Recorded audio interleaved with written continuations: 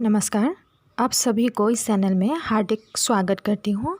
आज मैं पढ़ाने जा रही हूँ सूर्यकांत त्रिपाठी निराला जी के संध्या सुंदरी नामक कविता का सारांश। अभी हम सारांश पढ़ेंगे, लेकिन जो इस कविता की जो व्याख्या है वो हम लोगों ने पहले वीडियो में किया है। और अभी हम सूर्यकांत त्रिपाठी जी निराला के और भी कविता जो है वो पहले वीडियो में दिया है, आप लोग देख लीजिएगा। अभी हम देखते हैं संध्या सुंदरी का सारांश। तो यहाँ के हम पहले कठिन शब्दों को देख लेते हैं, जैसे कि दिवसावसन यानी कि संध्या का समय, जैसे कि दिन की समाप्ति होती है वो।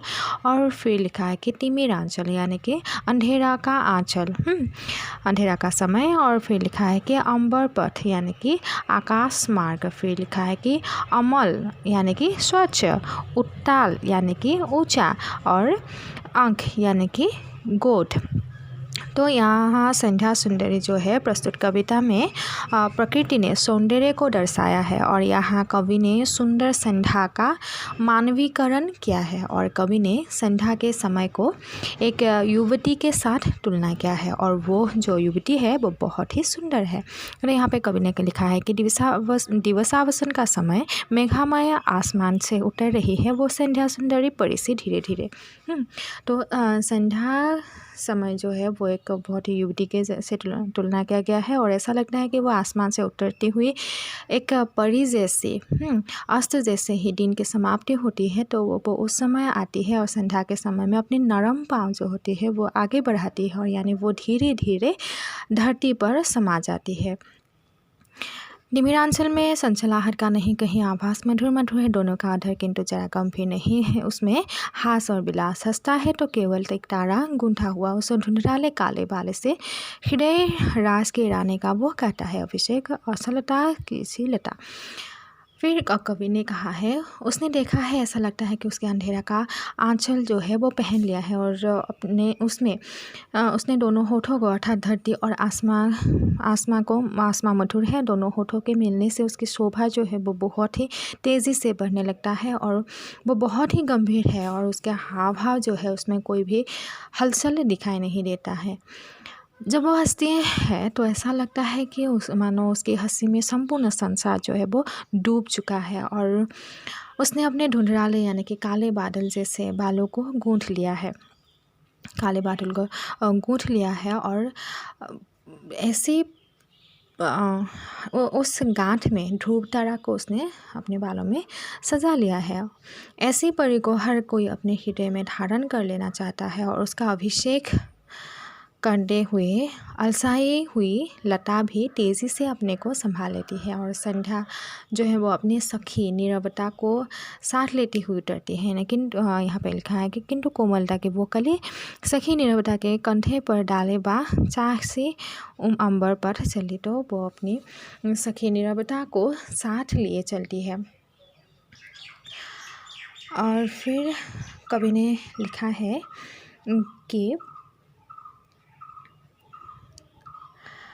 उसके वो सायादार आसमां से के तले अपने पथ पर गति करने लगती है, और उसके अपने हाथों में यानी कि यहाँ पे कवि ने लिखा है कि नहीं बसती उसके हाथों में कोई बीना, नहीं होती कोई अनुराग राग आलाप, नुपुरों में भी रुंझुन रुंझुन नहीं, सिर्फ एक अव्यक्त शब्द सा चुप चुप चुप चुप है, गूंज रहा सब कहे। तो उसके हाथों में बीना का झंकार नहीं है, ना ही उसमें कोई राग है या आलाप है या कोई गुंजाइश ऐसा कुछ है नहीं, तो उसके नुपुरों में भी वो रुंझुन रुंझुन आवाज़ नहीं निकलती है, और वो एकदम बहुत ही शांत और शीतल है, और कहीं भी कोलाहल नहीं है, और वो धीरे धीरे से आती है, और संपूर्ण संसार को एक ही शब्द सुनाई जैसे देते हैं, जैसे कि चुप चुप चुप। फिर कवि ने लिखा है, व्योम मंडल में गजतलित में सोती शांत सरोवर पर, उस अमर कमलिनी दल में सौंदर्य गर्भित सरिता के अति विस्तृत वक्षस्थल में, धीरे वीर गंभीर शिखर पर हिमगिरी अटल अचल में, उत्ताल तरंगा घाट प्रबल घन गर्जन जलधि प्रबल में, चिटी में जल में नभ में, अनिल अनल में, सिर्फ एक अव्यक्त शब्द सा चुप चुप चुप चुप है, गूंज रहा सब कहे। तो कवि ने लिखा है कि संध्या का शब्द जो है वो हर कहीं गूंज उठती है, और कहीं आकाश में तो कभी हुई गूंज जगत की शीतल जल में, और कभी सरोवर के गर्भ में पले कमल के डालियों में वो विराज करने लगती है, और वो नदियों के गर्भ में ठहरने लगती है, और उसका स्थिति हर एक पहाड़ी में है, और हिमगिरी के अटल शिखर में भी उसका निवास है, और वो जगत के हर एक स्थान में निवास करती है। और संध्या सुंदरी तेज धारा से बहते हुए नदियों में भी अपने को समा लेते हैं।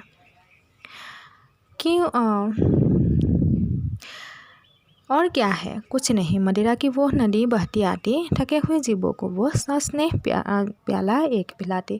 तो संध्या के साथ मदिरा की उस प्याला को ले आती है जो थके हुए जीवों को नया जीवन देती है, और संध्या अपने प्यार के मधुरता प्याला हर प्राणी को सस्नेह पिलाकर जीवन का नया प्रदान करती है, और वो धरती को, प्राणियों को अपने गोदों में सुलाकर उनको उन स्वप्नों के दुनिया में ले चलती है जहाँ उनको आनंद की प्राप्ति होती है।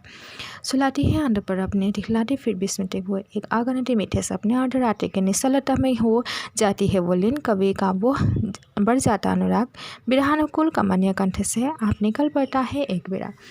अर्धरात्रि के भीड़ में सभी मग्न हो जाते हैं, और कभी अपने को दुनिया में खो जाते हैं, और उसके कंठ से एक राग या सुर गूंज उठती है, और विरहता से दूर एक नई दिशा की ओर गति करने लगते हैं।